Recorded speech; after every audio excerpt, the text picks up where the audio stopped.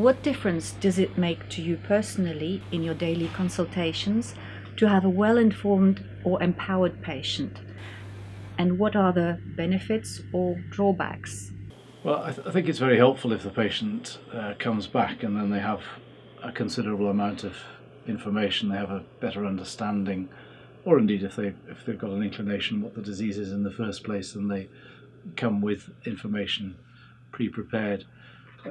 This is a disease of older patients generally, but not always, and so many older patients come with their younger family members who would probably be more familiar with the internet these days, and so they'll come with information that they've gleaned from the internet.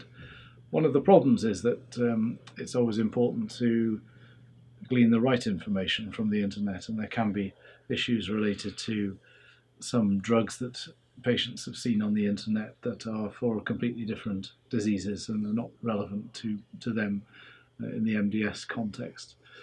But if they know something about what MDS is and they have some idea about the likely outcomes, and they come with a set of questions that they've developed from their own reading, then it is a useful framework to hang the details that are specific to them.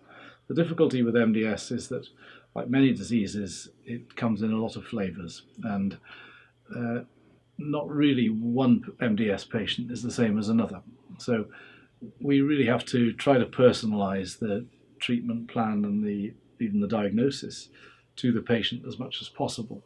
And so whilst we have a lot of tools, we have a lot of frameworks, at the end of the day, what we're trying to do is to gather those tools and those frameworks and condense them down so that our individual patient can be considered as an individual, and then a plan developed for that individual. And the problem with the information that's out there, whether it's just generally on the internet or whether it's from patient support groups, is that by definition it can only be generic. It can only really relate to the broad disease and not to the individual patient. And so it's a useful framework to come with all that information if you're a patient and you're a family, but the conversation develops from that starting point. So yes.